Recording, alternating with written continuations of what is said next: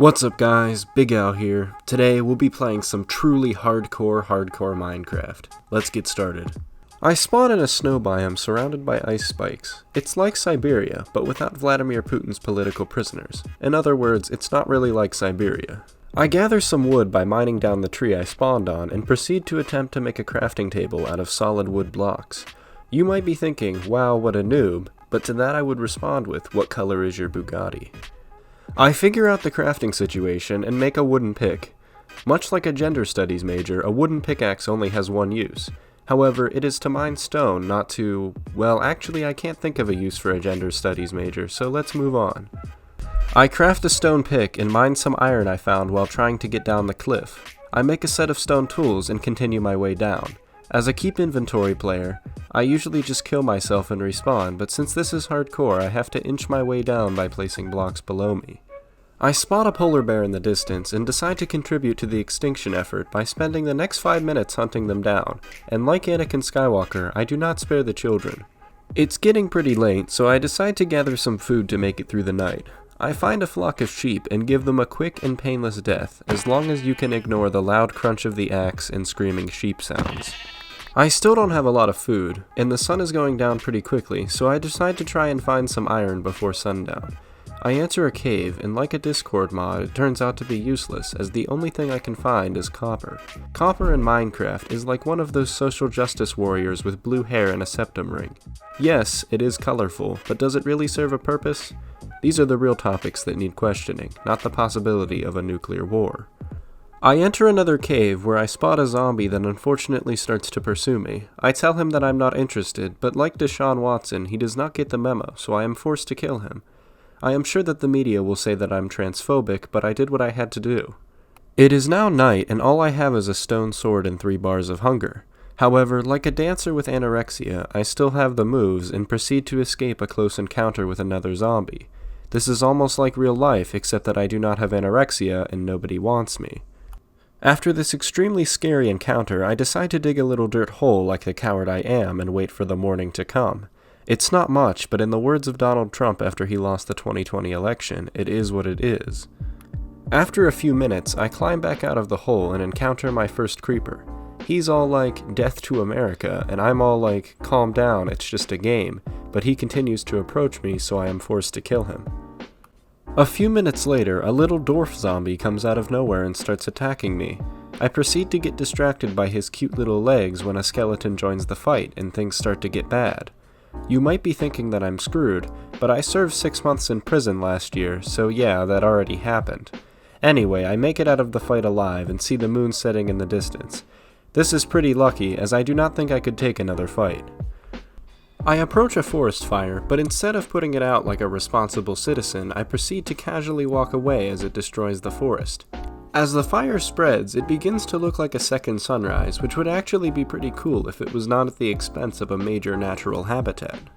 Anyway, I'm back in the ice spikes biome, but this time I decide to craft a boat instead of slowly walking across. I immediately smash into a polar bear that then decides to attack me, taking half my health.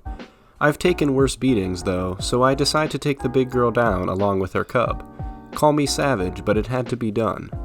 I arrive at an island that has literally nothing useful other than pumpkins. I collect them for future use, but accidentally leave one behind. You might think it's fine, but as an OCD motherfucker, I have to go back and grab it.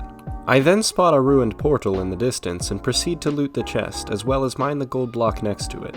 This proves to be a good use of time, as I come away with golden pants and boots, as well as a golden shovel.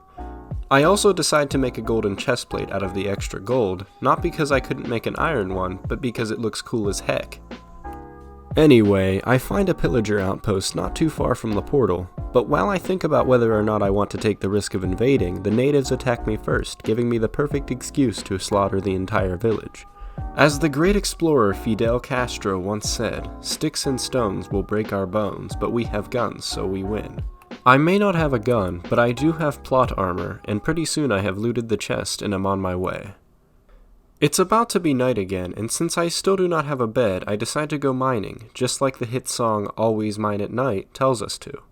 I immediately fall off a ledge, which leaves me at 2 hearts, but luckily there aren't any mobs down here to finish me off. I find a deeper area of the cave, but have to battle with skeletons in order to get down. I pray to the anime gods, and they allow me to make safe passage down the cliff.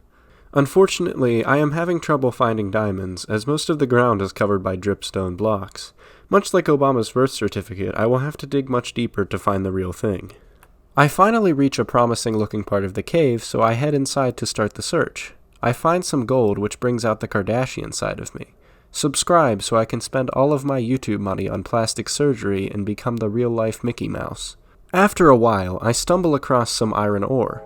You would think that this is pretty common, but I swear, these days iron ore is about as rare as an American without a self-diagnosed mental illness.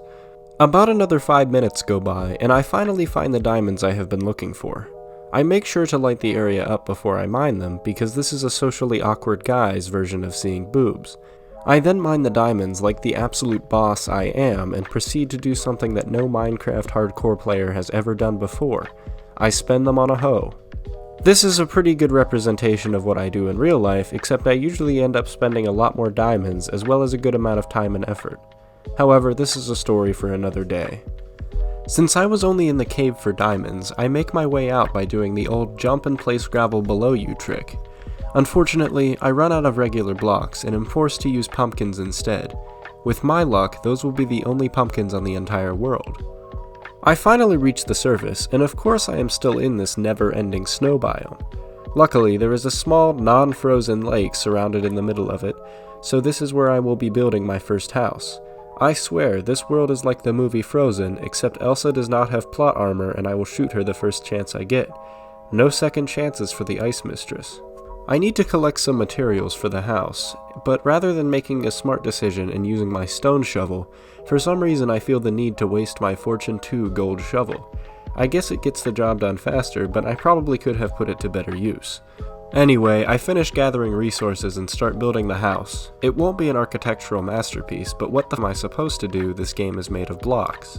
To my surprise, the house is actually looking pretty good, but I notice that I have forgotten a roof.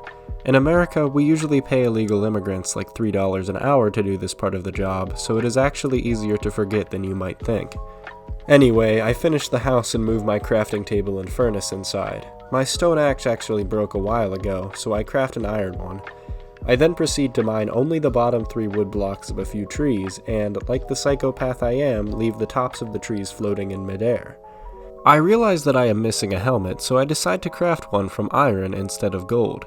You might be thinking that this is because iron gives more armor points, but it is actually because iron helmets make you look bald like Andrew Tate and Walter White. Since I did spend my diamonds on a hoe, I decide to make a tiny farm outside of my house. This is more of a symbolic gesture because I will probably never get a single piece of wheat from this farm. I only want to send the message to the boys that it is always okay to spend your diamonds on a hoe, as long as you feel ashamed afterwards. What, did you expect a positive message? Speaking of messages, I decide to craft some signs to label things around my house, because like a middle-aged woman, I want to impress the 0 people that will be visiting me. I decide to label the farm as the American fertility rate, because like the American fertility rate, this farm is very poor.